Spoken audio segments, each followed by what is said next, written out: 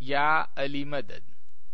Otherwise, Rai Abu Ali Missionary, wise number 468. 2nd of April 1991, rise in Austin in Texas. Ya Ali Madad.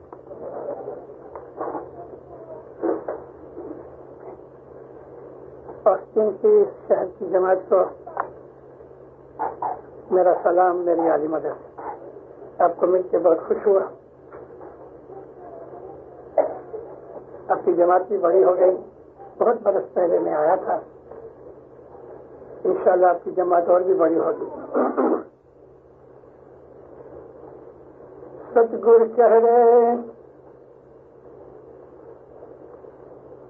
ایمان راکھ سو تو چھوٹ سو، اے گر کہے چھے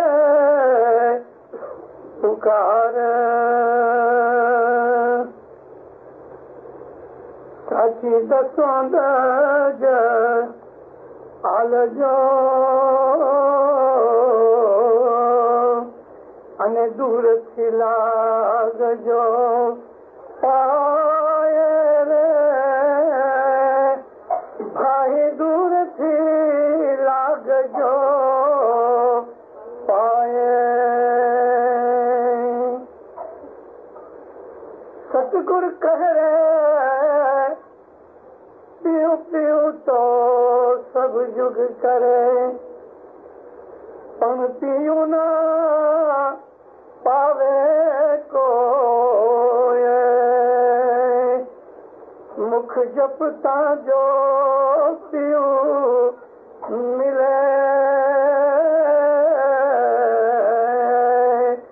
تو سر سٹانا ہو رے بھائی، سر سٹانا ہوئے. مولانا حاضر امام پہ صلوات پڑھو. مومنو اللہم صلی علی محمد محمد مصطفیٰ الخیر. بندرو، ہمارے جو گنان ہیں یہ گنان بائبل کے قرآن کی طرح کے اسکرپچر نہیں، لیکن امام فرماتا ہے کہ قرآن شریف کی یہ تفسیر ہے. اس لیے ہم کو گنان پڑھنے سے قرآن کا علم ملتا ہے. ہمارے لوگ، اور سچ پوچھو تو مسلمانوں کے اندر 80% لوگ قرآن پڑھتے ہی نہیں اور جانتے ہی نہیں. بہت دفعہ جہاں قرآن کی تلاوت ہوتی ہے تو برکت کے طور پہ پڑھتے ہیں، لیکن اس میں کیا لکھا وہ نہیں پتا. مسلمان بچے 7-8 برس کی عمر میں قرآن پڑھنا شروع کرتے ہیں، 2-1 برس میں قرآن پورا کرتے ہیں. گھر والے ایک خوشی مناتے ہیں، لوگوں کو بلاتے ہیں، کیا ہے جی میرے بچے نے قرآن ختم کیا، یعنی کہ پڑھ گیا ہے. بڑے بڑے مولوی ملا بھی، بڑے بڑے عالم بھی اسلام کے اندر قرآن پڑھتے ہیں برکت کے طور پہ، لیکن قرآن میں کیا لکھا ہے اس کا ہمیں پتہ نہیں. آج 1400 سال سے زیادہ ہوئے. ہجرت کا آج 1415-16 ہے. 1400 برس میں کروڑوں آدمی اسلام کے اندر ہوئے. ان کروڑوں میں سے لاکھوں مسلمان وہ تھے کہ جن کی مادری زبان عربی تھی اور ہے ابھی بھی. ان لوگوں میں بڑے بڑے عالم پیدا ہوئے جن کی مادری زبان عربی تھی، مگر کسی نے کبھی یہ دعویٰ نہیں کیا کہ قرآن کا سارا علم مجھے آتا ہے، بلکہ قرآن کو اچھی طرح سے سمجھ بھی نہیں سکے. اسلام کے اندر ایک بہت بڑا جید عالم پیدا ہوا، اس کا نام تھا محی الدین ابن العربی. قرآن شریف کی اس کی تفسیر بہت مشہور ہے، اور آج تک اس کے پائے کی تفسیر کبھی پیدا نہیں ہوئی. لیکن ابن العربی، جس کو بعض دفعہ ہمارے ایران کے اور دوسرے سیریا کے اسماعیلی یہ کہتے یا سمجھتے ہیں کہ وہ ایک اسماعیلی تھا، ہسٹوریکلی ہمارے پاس اس بات کا کوئی ایویڈنس یا پروف نہیں ملتا، لیکن اس کے جو خیالات تھے یا اس نے جو کچھ بھی ایکسپلین کیا ہے وہ ہمارے اسماعیلی طریقے سے بہت ملتا ہے. ابن العربی نے بھی اس چیز کا دعویٰ نہیں کیا کہ قرآن شریف کی میں نے کامل تفسیر یا سمجھ پائی. میں نے یہ بات آپ کو اس لیے کہی اس لیے کہ آپ یہ سمجھ سکو کہ جو اسماعیلی طریقے کے اندر ہم امام کو مانتے ہیں، یہ امام وہ امام ہے کہ جس کا ذکر جگہ جگہ قرآن پاک میں ہے. ہمارا اسماعیلی طریقہ، ہمارا اسماعیلی عقیدہ، ہمارا اسماعیلی ایمان وہ کوئی سنی سنائی باتوں کے اوپر بیس نہیں. رسول اکرم کے زمانے سے ہمارا یہ اسماعیلی طریقہ چلا آتا ہے. اس وقت ہمارا نام اسماعیلی نہیں تھا. جیسے کہ آج بھی آپ کبھی یہ سینٹرل ایشیا کے اندر چین یا افغانستان، بدخشان، چترال، ان علاقوں میں کہ جہاں اسماعیلی بستے ہیں، جیسے کہ لگ بھگ 1.5 کروڑ جتنے اسماعیلی تو رشیا میں ہیں، 56 لاکھ اسماعیلی چین میں ہیں. بہت سی جگہوں کے اوپر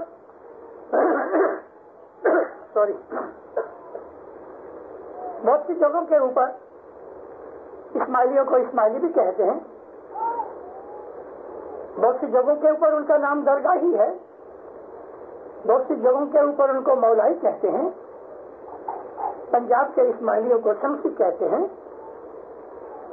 جماعت خانہ ہم کہتے ہیں. ایران کے اندر جماعت خانہ کہتے ہیں. لیکن ایران کے ریموٹ ایریاز کے اندر جماعت خانے کو درگاہ کہتے ہیں، خانقاہ کہتے ہیں، دعوت خانہ بھی کہتے ہیں. رشیا کے اسماعیلی، آپ روس میں جاؤ، رشیا میں، تو کہ مجھے جماعت خانے جانا ہے تو وہ ایک دوسرے کی آنکھیں کریں گے کہ یعنی کیا مطلب. انہوں نے جماعت خانے کا نام دعوت خانہ رکھا ہے. دعوت کہتے ہیں جہاں آپ کو بلایا جائے. اسلام کی تبلیغ کرنا، مذہب کا، دین کا پھیلاوا کرنا، پروپیگیشن کہتے ہیں انگلش میں، اس کو بھی دعوت کہتے ہیں. اور اسی دعوت میں سے مشنریوں کو داعی کہا گیا کہ جو لوگوں کو اپنے مذہب کے اندر دعوت دے کے بلاتے ہیں. اس پر سے جماعت خانے کا نام دعوت خانہ رکھا گیا. مگر اسماعیلی طریقہ جو ہے وہ تو رسول اللہ کے زمانے سے تو کیا، رسول اللہ سے بھی پہلے تھا. ہمارے پیروں کے یہ گنانوں کے اندر کہ یہ جو مذہب ہے یعنی اسماعیلی طریقہ ہے، یہ آج اناج سے چلا آتا ہے. آج عربی لفظ ہے. گنانوں کے اندر یہ آج کا جو لفظ ہے یہ عربی لفظ ہے اور رسول اللہ کی حدیثوں کے اندر ہے. اسی طرح سے ہمارے مذہبی کتابوں میں گنانوں کے اندر ایک لفظ ہے یگ. پھر یگ، 4 یگ ہے نا. اس کے پہلے جو زمانہ تھا اس کو قرن کہا پیروں نے. مجھے کسی بھی سنسکرت ڈکشنری میں یہ قرن کا لفظ نہ ملا. میں بہت سوچتا تھا کہ کل یگ، تریتا یگ، دوپر یگ، ست یگ یہ تو ٹھیک ہے، لیکن اس یگ سے پہلے پیروں نے کلب تھے اور کلب سے پہلے قرن تھا. تو یہ قرن کون سا لفظ ہے؟ میں یہ سمجھتا تھا کہ یہ سنسکرت ہے یا پراکرت ہے. مگر ایک دن یکایک رسول اللہ کی حدیثیں پڑھتے پڑھتے اس کے اندر یہ قرن کا لفظ مل گیا. نبی فرمایا کہ میں قرن، ہاں قرن، یعنی لاکھوں کروڑوں قرن جس کا کوئی شمار نہیں، میرا نور موجود تھا. جب خدا تعالیٰ نے کریشن، خاص طور پہ ہمارا یہ جو سولر سسٹم ہے، یہ دنیا، یہ چاند، سورج نہیں پیدا کیے تھے، تو وہ جو زمانہ تھا اس کو آج کہتے ہیں. زمین، آسمان، چاند، سورج وغیرہ بنانے سے پہلے جو وقت تھا اس کو آد کہتے ہیں. اور اس کے پہلے یعنی کہ ہمارا یہ جو سولر سسٹم ہے اس کے پہلے دوسرے اور بہت سے سولر سسٹم ہیں. تو وہ سولر سسٹم اناد کے وقت میں تھے، یعنی ان کا بھی ایک زمانہ تھا کہ جب وہ پیدا نہیں ہوئے تھے، خدا نے کریٹ نہیں کیا تھا. تو زمین آسمان کے پیدا کرنے سے پہلے آج، اور اس کے پہلے جو دنیایں تھیں ان دنیاؤں کو پیدا کرنے سے پہلے جو وقت تھا اس کو پیروں نے اناد کہا.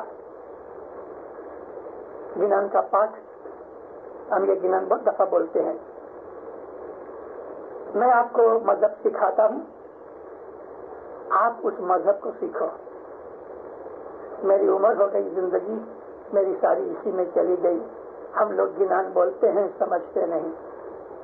حضرت امام کے فرمان انگلش میں ہیں، گجراتی میں ترجمہ بھی ہوتا ہے، لیکن کتنے آدمی جماعت کے اندر دھیان سے مولا کا کلام سنتے ہیں؟ ابھی دعائیں ہم نے 2 دعائیں پڑھی، ان 2 دعاؤں کے اندر کوئی سجدہ کرتا ہے، کوئی نہیں کرتا. اس جماعت خانے کے اندر میں نے آپ کو دیکھا نہیں ہے، میرا تو منہ نیچے تھا، میں دعا پڑھتا تھا، لیکن میرے دل کی یہ امپریشن ہے، اور الحمدللہ یہ امپریشن غلط نہیں. مجھے آپ جماعت کی وائبریشنز ملتی ہیں. کتنے ہیں جو سجدہ نہیں کرتے؟ کتنے ہیں کہ جو اچھی طرح سے شاد و دیدار نہیں لیتے؟ کتنے ہیں کہ وہ تسبیح میں ایسا بیٹھے رہتے ہیں؟ مذہب ایک ڈسپلن ہے. یہ ڈسپلن ایسا سخت ہے کہ اگر ہم یہ ڈسپلن پار کریں، مذہب کے اندر جو ڈسپلن اگر ہم سیکھیں تو یہ چیز ہم کو ہمارے جیون میں، ہماری لائف میں کام آتا ہے. وقت پہ دعا پڑھنا، اس کا مطلب یہ ہے کہ اپنی دنیاوی کام کاج بھی وقت کے اوپر ٹائم رکھ کے سنبھالو. کسی کو ٹائم دیا ہے کہ میں 2 بجے آؤں گا، اور 2:30 بجے تک تو پتہ ہی نہیں ہوتا کہ حضرت ہے کدھر، اور 2:30 بجے آتے ہیں، 2:45 بجے تو یہ ہوتا ہے کہ بھائی ٹریفک میں رک گئے تھے. بھائی اگر یہ پتا ہے کہ ہم ادھر رہتے ہیں، ٹریفک میں رک گئے تھے، میں ایک مثال دیتا ہوں سمجھنے کے لیے. تو ہم کو اگر جانا ہے 15 منٹ کا رن ہے تو آدھے گھنٹے پہلے نکلو، وقت سے پہلے پہنچو. مطلب یہ ہے کہ دعا کو برابر ٹائم پر پڑھنا، جس کو عربی زبان کے اندر کہا گیا ہے قائم کرو، اور انگلش والوں نے اس کا ٹرانسلیشن کیا ہے اسٹیبلش دی پریئر. اقیموا الصلاۃ، نماز کو، دعا کو صلاح کہتے ہیں، دعا کو قائم کرو. یہاں قائم کرنے کا مطلب اگر 7 بجے کی دعا ہے تو برابر 7 بجے پڑھی جائے. اگر 4 بجے عبادت کا کام ہے تو 4 بجے عبادت کی جائے، 5 بجے اس کو پورا کرو. مذہب کا یہ ڈسپلن ہمیں کام آتا ہے. اور خدا کو وقت پہ یاد کرنے سے ہمارے جو روحانی فائدے ہوتے ہیں، اس کے علاوہ ہمیں جسمانی فائدے بہت ہوتے ہیں. میری عرض تھی کہ جو بھی کام مذہب کا کیا جائے دل سے کرو، برابر دل سے کرو. ویٹ اتارنے کی بات نہیں ہونی چاہیے. اگر فرمان پڑے جا رہے ہیں تو فرمان سنو، مولا کیا کہتے ہیں. مولا ایسی ایسی باتیں کہتے ہیں کہ اگر ہم سمجھ جائیں اور اس پہ عمل کریں تو ہماری دنیا آسان ہو جائے. ابھی حضرت امام نے تھوڑا ٹائم ہوا، مولا نے اپنی یہ اچھا ظاہر کی کہ لوگوں کو کہا جائے، جو کہ یہ فرمان صاحب نے بہت برس پہلے بھی کیے ہیں، لیکن کبھی کبھی وہ ریپیٹ کرتا ہے. ایسا کوئی مولا نے تالیکہ نہیں بھیجا ہے، لیکن جو آفیسر ملنے کے لیے جاتے ہیں تو امام اشارے کرتا ہے. اس وقت مڈل ایسٹ کی لڑائی کے بعد جو ڈپریشن اور ریسیشن آ رہی ہے، میں آپ جماعت کا خیال دھیان کھینچتا ہوں. کر کسر کرو، پیسہ بچاؤ، فضول خرچ نہ کرو. جس چیز کے بغیر جل سکتا ہے وہ چیز مت لو. کھانے پینے کے بھی اندر ویسٹیج نہ ہوئے. ایسا کھانا پینا رکھو یا اتنا رکھو کہ پھینکنا نہ پڑے. میں آپ کو یہ نہیں کہتا کہ کنجوس بنو، لیکن اتنا ضرور کہتا ہوں کہ کنجوس بننے کے نزدیک تک ضرور آؤ. پیسے بچاؤ، اور خاص طور پہ کیش فلو آپ کے ہاتھ میں ہونا چاہیے. یہ وقت نہیں ہے کہ آپ بلڈنگوں کے اندر پیسے ڈالو. سخت ضرورت کوئی چیز ہمیں ہوئے تب ہی آپ پیسہ خرچ کرو، وگرنہ یہ کوشش کرو کہ جہاں جہاں یہ فضول خرچ ہو رہا ہے اس کو بند کرو. آپ کے ہاتھ میں آپ کی لکوڈ رقم ہوگی، کوئی ایسا موقع آ جائے گا کہ جہاں آپ کو ضرورت پڑے گی تو آپ کو آسانی ہوگی، نہیں تو کسی سے مانگنا پڑے گا، ادھار لینا پڑے گا، اور وہ اچھی بات نہیں. تو یہ حضرت امام کے دنیاوی فرمان بھی ہیں، دینی فرمان بھی ہیں. دونوں فرمانوں کو ہماری نظر میں ایک ہی درجہ ہے، اس لیے کہ اگر ہماری دنیا خراب ہے تو ہمارا دین اس کے اندر خلل میں آ جاتا ہے، ڈسٹرب ہوتا ہے. ایک آدمی کے اوپر قرضہ بڑھ گیا، بینکرپسی فائل کرنے کی نوبت آئی، نہ دعا میں دھیان لگتا ہے نہ عبادت میں دھیان لگتا ہے. ہماری دنیا ہمارے خیالات کے اوپر اثر کرتی ہے. مذہب ہم کو یہ سکھاتا ہے کہ آپ کے خیالوں میں سکون ہوئے. مذہب ہم کو یہ سکھاتا ہے کہ آپ کے دماغ کے اندر راحت ہوئے. مذہب ہم کو یہ سکھاتا ہے کہ آپ کے انتکرن میں خوشی رہے. مذہب ہمیں یہ سکھاتا ہے کہ آپ کا جو نروس سسٹم ہے وہ ڈسٹرب نہ ہوئے. جب انسان کو دکھ آتا ہے، جب انسان کو کوئی فکر چنتا وری آتی ہے دنیا کی، اس کا سوبھاؤ تیکھا ہو جاتا ہے. انگلش میں بولتے ہیں اریٹیٹنگ ہو جاتا ہے.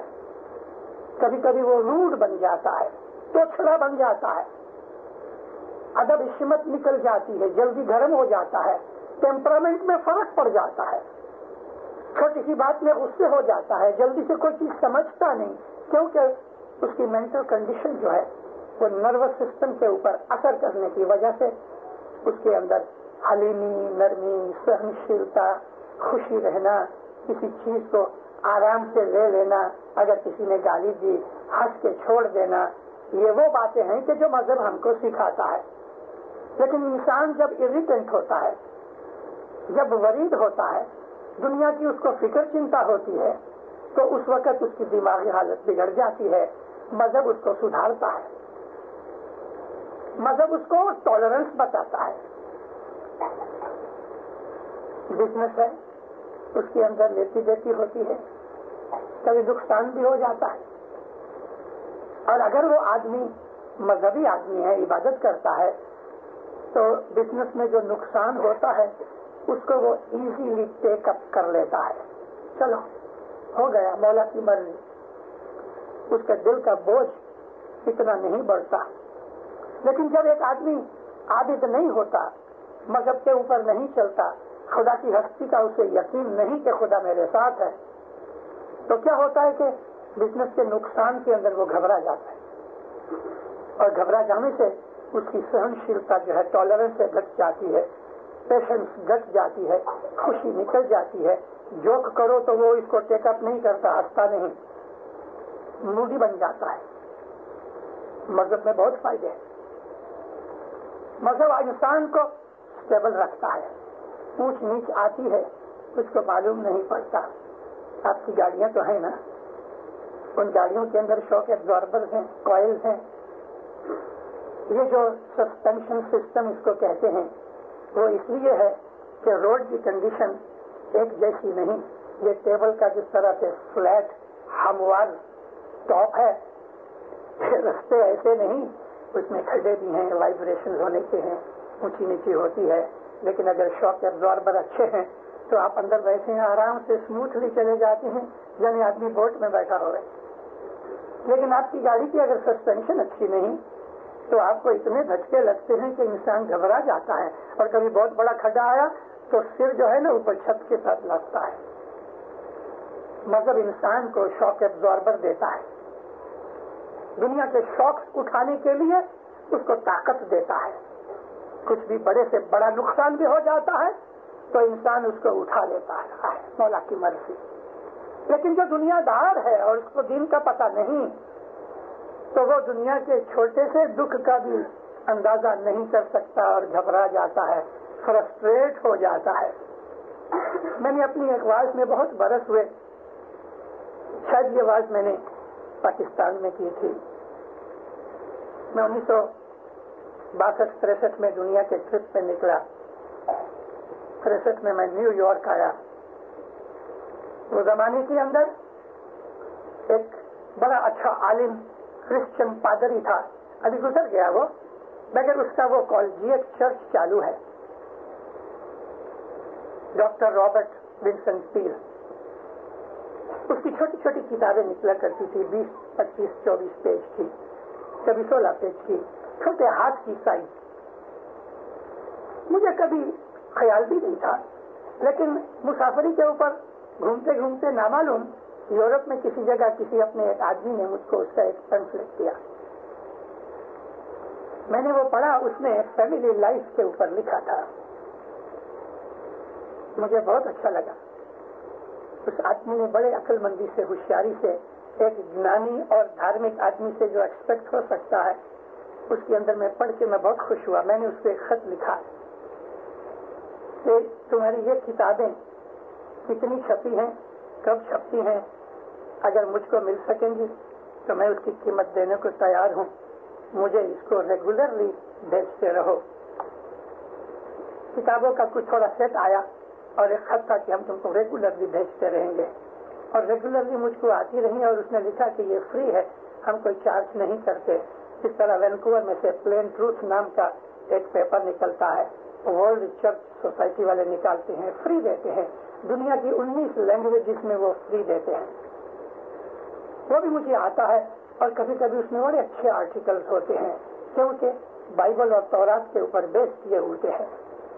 हम तो जेम्स को ढूंढते हैं, हीरे गोदते ढूंढते हैं, कीचड़ में भी हमको मिल जाए तो निकाल के धो लेते हैं, तो ऐसा ही ऐसा चमकता है। इल्म खुदा का है, न क्रिश्चियनों का, न मुसलमानों का, न हिंदुओं का।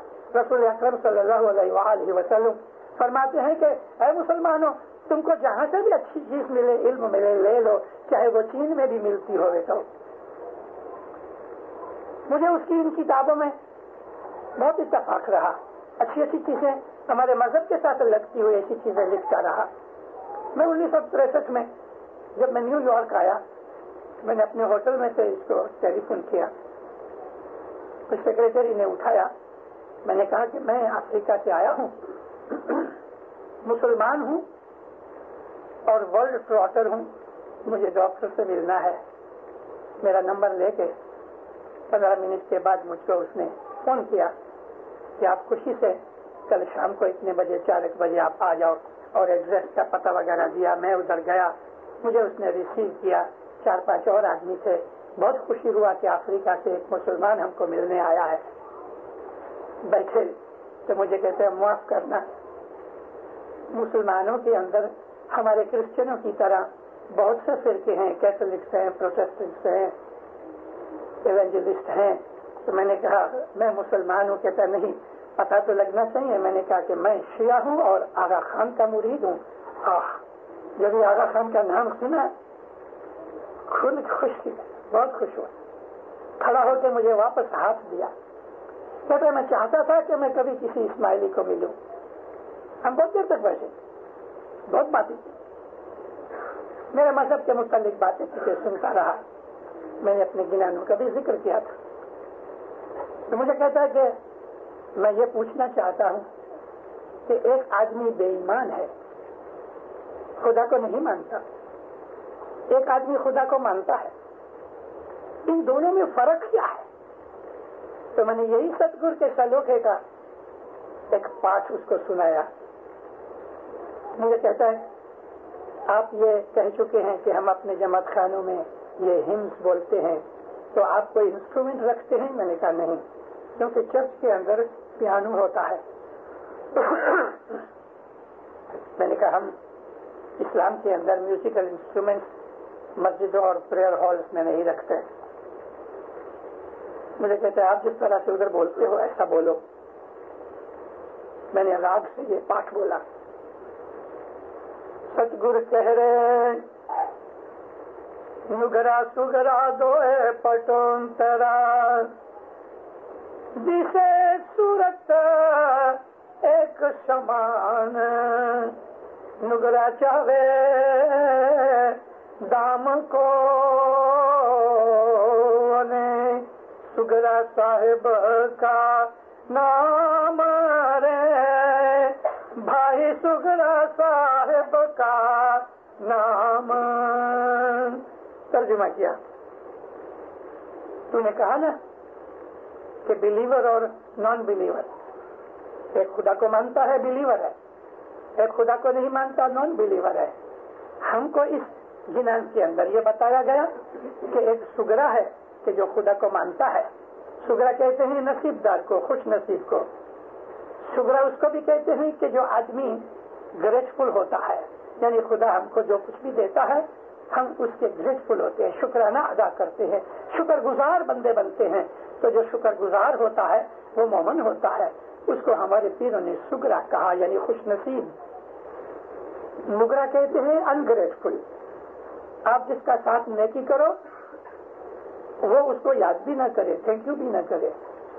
انگریٹفل، نا شکرا، وہ آدمی کہ جو خدا کو مانتا ہی نہیں، جس میں نیکی ہے ہی نہیں. تو بلیور اور نان بلیور ہمارے پیر نے کہا ہے کہ دکھنے میں دونوں انسان جیسے لگتے ہیں،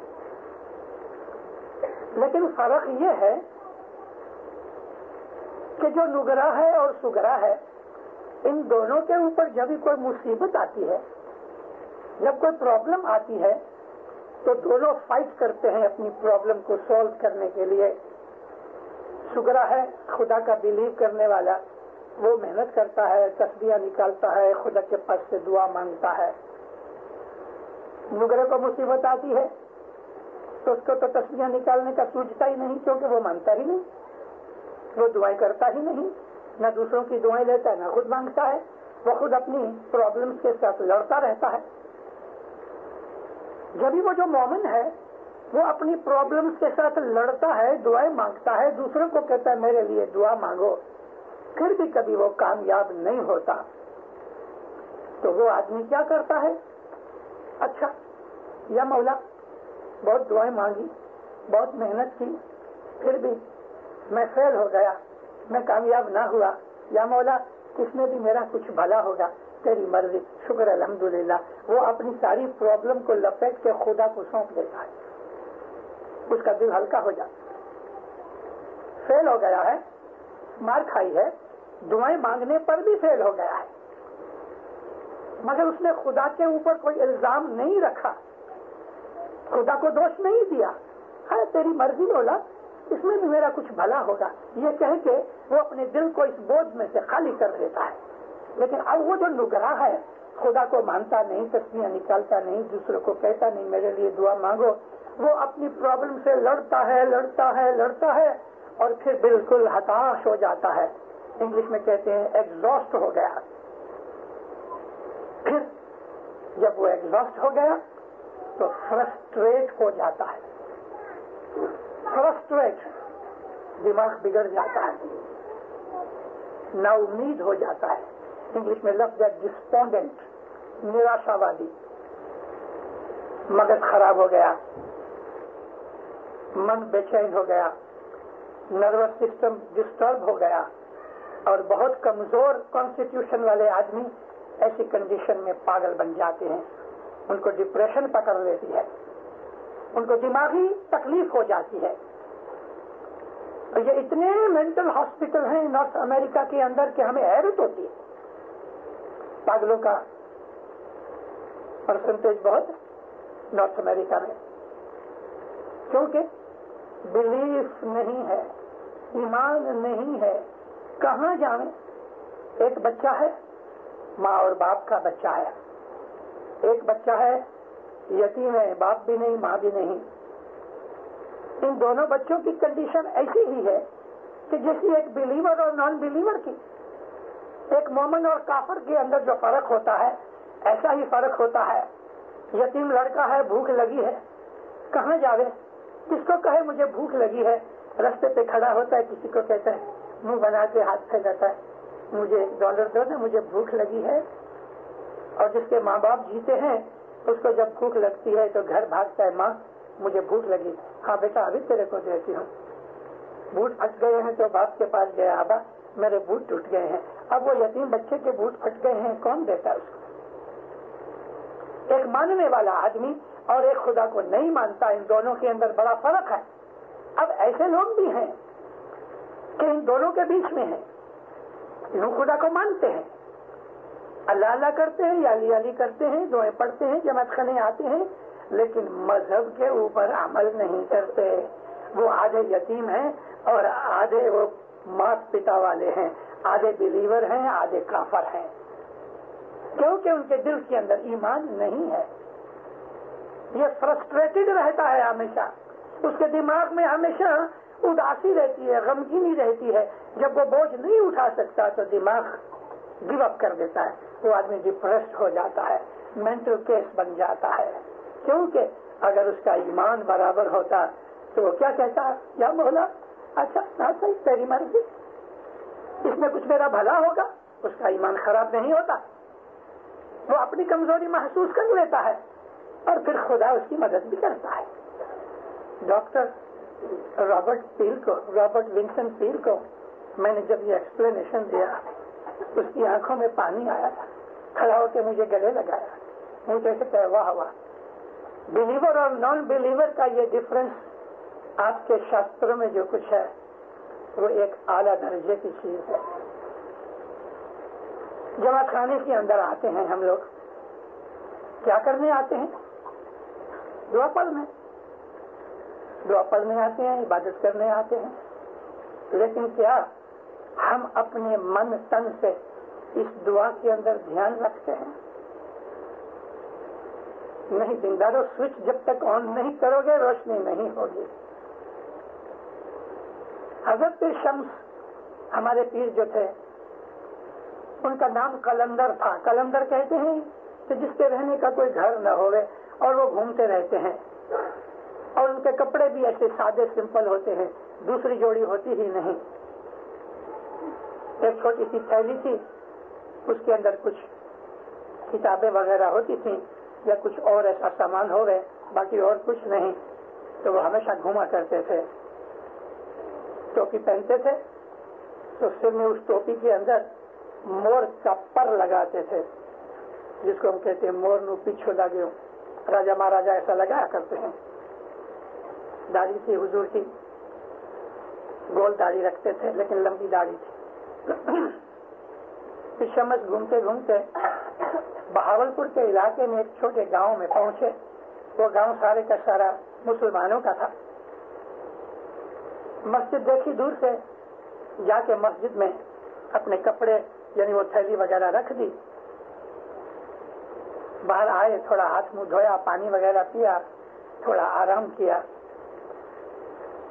تھوڑی دیر کے بعد دوپہر کا وقت ہوا، کچھ لوگ آنے لگے. دوپہر کی نماز کا وقت تھا، جمعے کا دن تھا.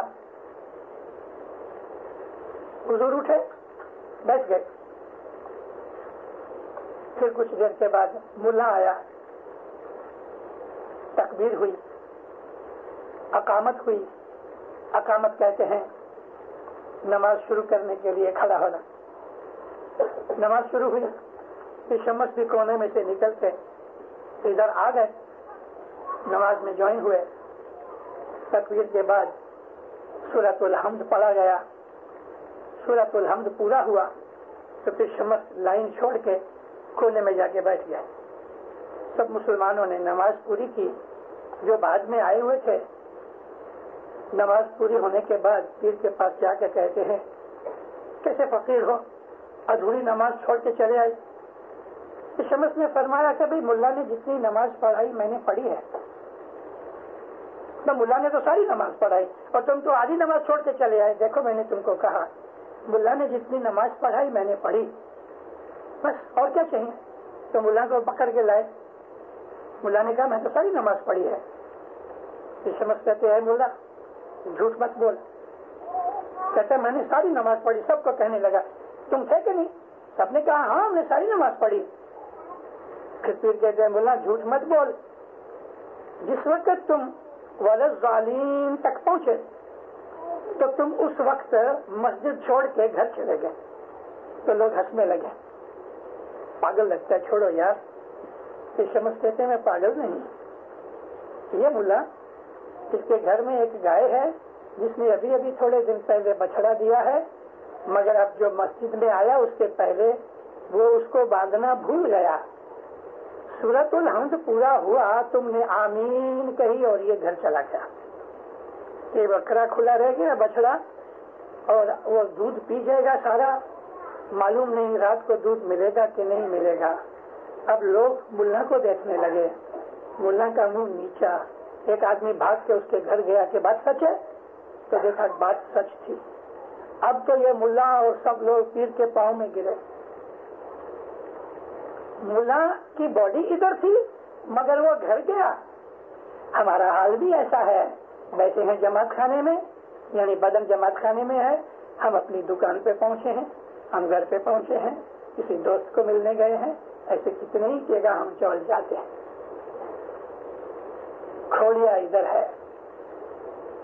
دعا بندگی یہ ہے کہ دل اور دماغ, بدن سب ہمارے ساتھ ہوئے, ایک دھیان سے ہم اپنی عبادت کریں. انسان کا ایک دھیان ہونا مشکل ہے.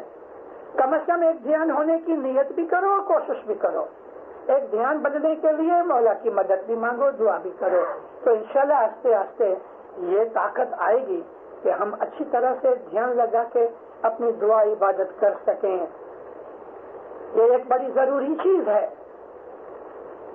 پھر پیر نے کہا دیکھو نماز اس طرح پڑھو کہ زمین آسمان تمہارے ساتھ نماز پڑھے. حضور کھڑے ہوئے اور تکبیر کہی. پہلی یہ سورہ پڑھی الحمد کی, اور بعد میں جب پیر نے جو سجدہ دیا تو مسجد کے جو 2 مینارے تھے وہ زمین پہ لیٹ گئے, یعنی انہوں نے سجدہ دیا. یہ ساری زمین, یہ سارا کائنات, آسمان, چاند, سورج, ستارے, جو کچھ بھی ہے یہ خدا کی بنائی ہوئی چیز ہے. ہر جگہ خدا رہتا ہے. یہ ایک واسط سمندر کی طرح ہے. سمندر کے اندر کبھی آپ نے ایک چھوٹا سا کنکر مار کے جس کو ڈسٹرب کیا پانی کو, تو یہ لہریں سارے سمندر میں کنارے تک پہنچے گی. اگر آپ نے ایک کنکر مارا, یعنی یہاں میرا مطلب کنکر مارنے سے خدا کا نام لیا, تو یہ تمام سرشٹی کے اندر اس نام کی وائبریشن پہنچتی ہے. چاند تک پہنچتی ہے, آسمان تک پہنچتی ہے, سورج تک پہنچتی ہے, اس کے بیونڈ بھی پہنچتی ہے. یہ ساری خدا تعالیٰ کی جو سرشٹی ہے وہ ایک سمندر کی طرح ہے, ایک ویکیوم کی طرح ہے. آپ نے جو ایک اللہ اکبر کہا, آپ نے یا علی مدد کہا, آپ نے یا مولا کہا, تو آپ کے منہ میں سے یہ جو وائبریشنز نکلتی ہے یہ ساری خدائی میں پہنچتی ہے. آپ کے لیے مدد لے کے آتی ہے, آپ کے لیے برکت لے کے آتی ہے, آپ کے لیے انرجی لے کے آتی ہے. یہ وہ چیز ہے دنیا کے اندر, دین کے اندر, کہ جو ہمارے مذہب کے اندر ہے. اب وہ پارٹ جو میں نے بولا پہلے کہ دور سی لاگ جو پائے, یہاں آج میں نے ابھی آپ کو جو یہ بات کہی کہ آپ اگر یا علی کا نام لو تو ساری سرشٹی میں اس کی وائبریشن جاتی ہے. حضرت امام ہر وقت ہمارے پاس بیٹھا ہے. دور کی لاگ جو پائے کا مطلب یہ ہے کہ کبھی آپ کو آنکھوں سے نہیں دکھتا تو مطلب ہم یہ کہتے ہیں کہ وہ دور ہے.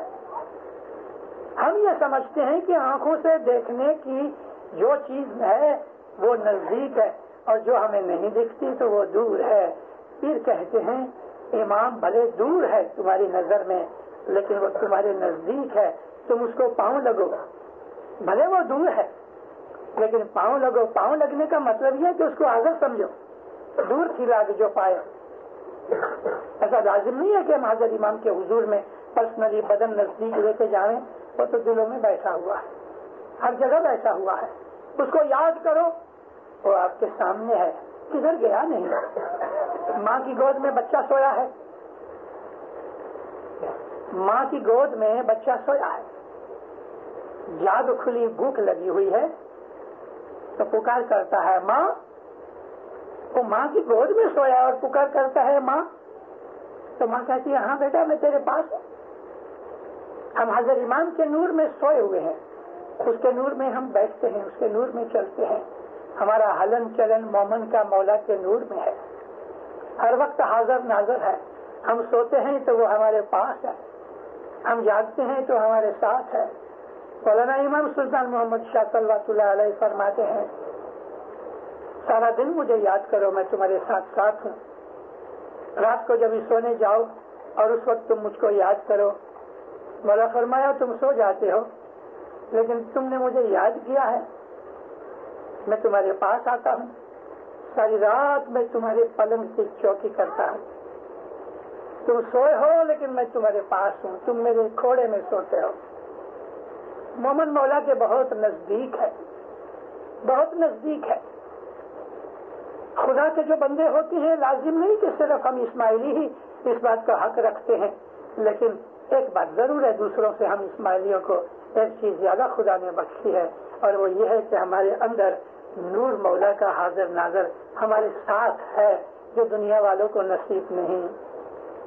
मैंने एक और वाकया अपनी किसी आवाज में जिक्र किया था। लाहौर का स्टेशन, बहुत बरस की बात है, कुछ 50 बरस की बात करता हूँ।